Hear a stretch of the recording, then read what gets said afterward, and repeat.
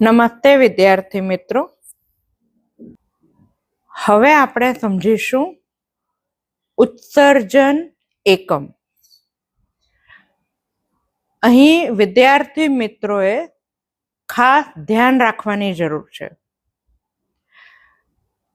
ઉત્સર્જન અંગે પરીક્ષામાં બે પ્રકારના પ્રશ્નો પૂછાય છે.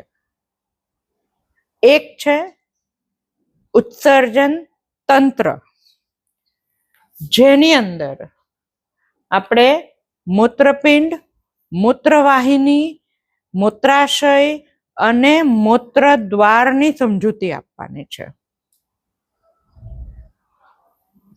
બીજો સવાલ છે ઉત્સર્જન એકમ, એટલે કે મૂત્રપિંડની અંદર જ્યાં રુધિરની ગાળણ પ્રક્રિયા થાય છે એ એકમની સમજૂતી આપવાની છે, જેને અંગ્રેજીમાં નેફ્રોન કહેવામાં આવે છે. તો ખાસ કરીને પ્રશ્નો બરાબર વાંચી ને પછી જવાબ લખવો જોઈએ. તો હવે જોઈશું ઉત્સર્જન એકમની સમજૂતી. આગળ જોયું એમ ઉત્સર્જન એકમને અંગ્રેજીમાં નેફ્રોન કહેવામાં આવે છે, જેના મુખ્ય 4 ભાગ છે. પહેલું છે બાઉમેનની કોથળી. તો અહીંયા આકૃતિમાં બતાવ્યા મુજબ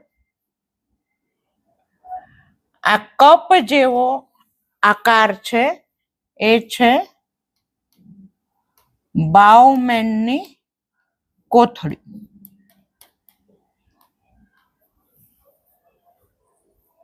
એની અંદર રુધિર કેશિકા ગુચ્છ આવેલો હોય છે. રુધિર કેશિકા ગુચ્છ એટલે રુધિરની નલિકાઓ આ બાઉમેન કોથળીમાં જાય છે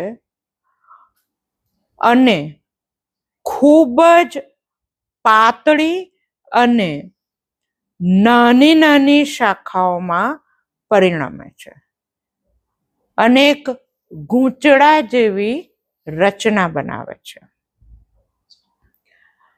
આ રુધિર કેશિકા ગુચ્છ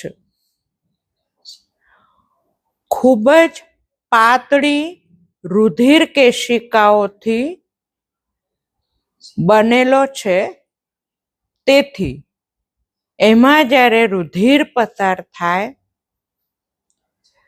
ત્યારે ખૂબ જ ઊંચા દબાણે પસાર થાય છે અને આ ઊંચા દબાણને લીધે ગાળણ પ્રક્રિયા થાય છે. તો એ ગાળણ પ્રક્રિયાથી યુરિયા અને યુરિક એસિડ ગળાઈ જાય છે. એનો અર્થ આ યુરિયા અને યુરિક એસિડ આ ગુચ્છમાં ફસાઈ જાય છે અને શુદ્ધ રુધિર શરીરમાં જાય છે. આ ગાળણની પ્રક્રિયા પછી પાણી ભળવાથી મૂત્ર બને છે અને એ મૂત્ર બાઉમેન કોથળીમાં થઈ ને આગળ નલિકામાં જાય છે.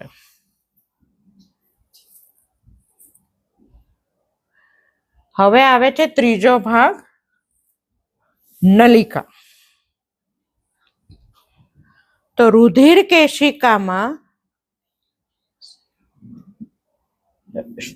કેશિકા ગુચ્છમાં જે મૂત્ર બનેલું છે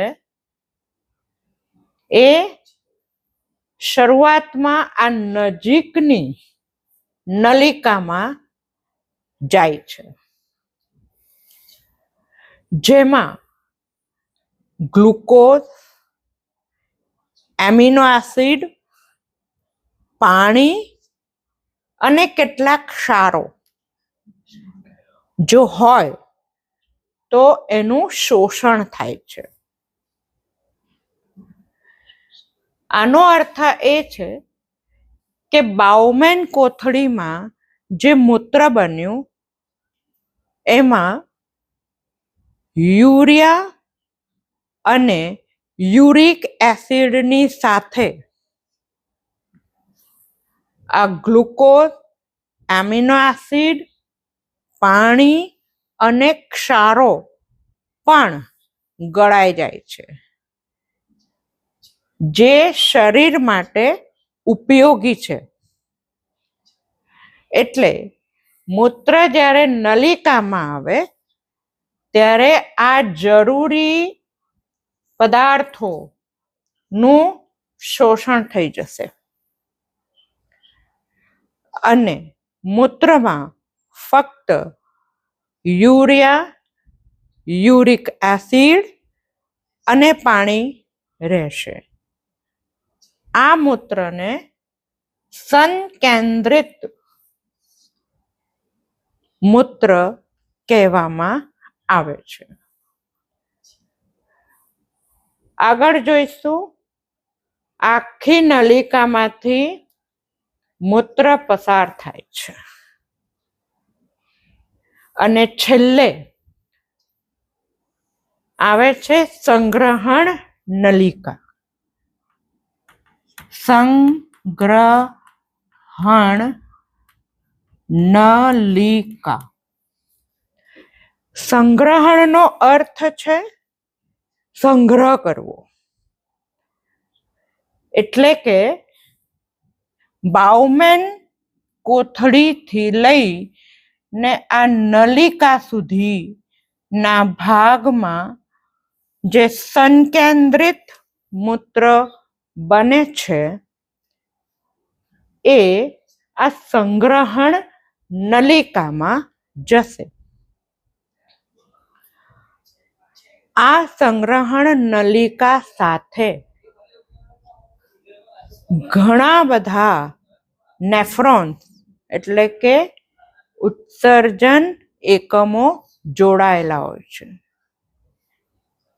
એક કિડનીમાં અથવા એક મૂત્રપિંડમાં લાખોની સંખ્યામાં આવા ઉત્સર્જન એકમો હોય છે અને ઘણા બધા ઉત્સર્જન એકમો એક સંગ્રહણ નલિકા સાથે જોડાય છે. સંગ્રહણ નલિકામાં ભેગું થયેલું મૂત્ર મૂત્રપિંડમાંથી બહાર નીકળી ને મૂત્ર વાહિનીમાંથી પસાર થાય છે. આગળ આપણે જોયું, મૂત્રપિંડમાં બે ભાગ છે, બાહ્યક અને મધ્યપેશી. બાહ્યકમાં થોડો ઘાટો રંગ હતો, તો આ બાઉમેન કોથળીથી નલિકા સુધીનો ભાગ એ બાહ્યકમાં હોય છે અને મધ્યપેશીમાં બહુ બધી સંગ્રહણ નલિકાઓ હોય છે. એટલે એનો રંગ આછો થઈ જાય છે અને મધ્યપેશીમાંથી મૂત્રવાહિનીમાં થઈને આગળ આવે છે.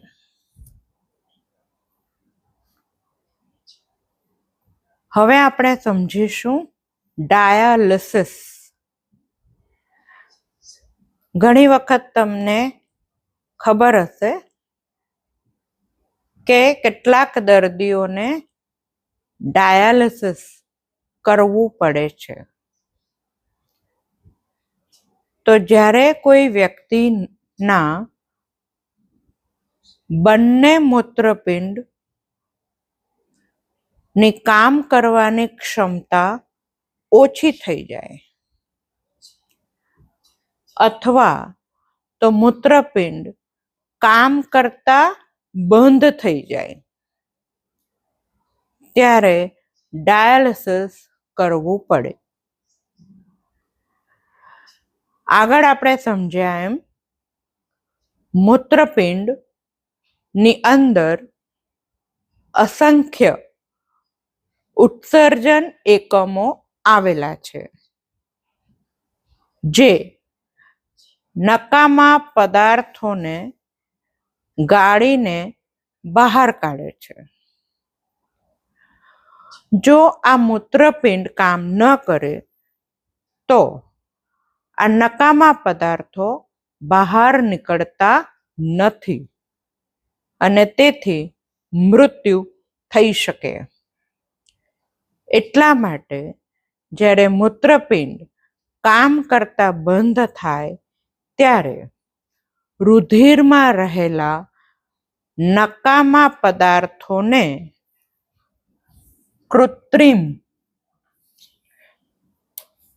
કૃત્રિમ મૂત્રપિંડ દ્વારા બહાર કાઢવા પડે. તો આ જે નકામા પદાર્થો છે એને ઉત્સર્ગ દ્રવ્યો કહેવામાં આવે છે. તો કૃત્રિમ મૂત્રપિંડ દ્વારા ઉત્સર્ગ દ્રવ્યોને બહાર કાઢવાની ક્રિયાને ડાયાલિસિસ કહેવામાં આવે છે. આ કૃત્રિમ મૂત્રપિંડ અનેક અર્ધ પ્રવેશશીલ પટલ ની નલિકાઓનું બનેલું છે. એટલે કે આકૃતિમાં બતાવ્યા મુજબ આ નલિકાઓ છે જે અર્ધ પ્રવેશશીલ પટલની બનેલી છે. અર્ધ પ્રવેશ એટલે કે બધા પદાર્થો એમાં જતા નથી, ફક્ત આ ઉત્સર્ગ દ્રવ્યો એ જ પસાર થાય છે.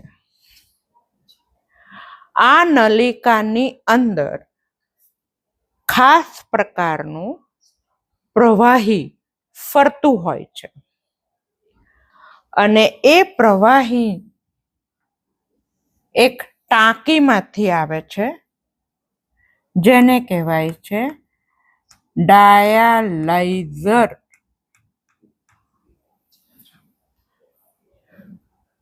તો આ ડાયાલાઇઝરનું પ્રવાહી નલિકામાં ફરતું રહે.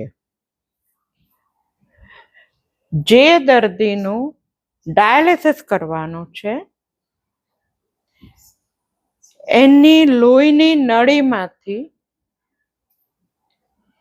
લોહી બહાર કાઢી આ નલિકાઓમાં એટલે કે અર્ધ પ્રવેશશીલ પટલની નલિકાઓમાંથી પસાર થવા દેવું પડે.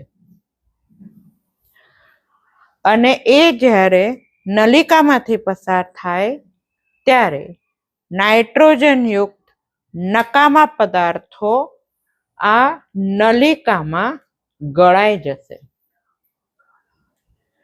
જે આ ડાયાલાઇઝરની પ્રવાહી છે, ડાયાલાઇઝર પ્રવાહી એની સાથે ભળી ને મૂત્ર બનાવે છે. શુદ્ધ રુધિર જે છે એ ફરીથી આ નલિકા દ્વારા દર્દીના શરીરમાં જવા દે છે અને નલિકા દ્વારા જે ગાળણની પ્રક્રિયાથી મૂત્ર બન્યું એને બીજી નળી મારફતે બહાર કાઢી એક પાત્રમાં ભેગું કરવામાં આવે છે. આ રીતે દર્દીના શરીરમાંથી મૂત્ર બહાર કાઢવામાં આવે છે અને એ દર્દી લાંબો સમય જીવિત રહી શકે છે.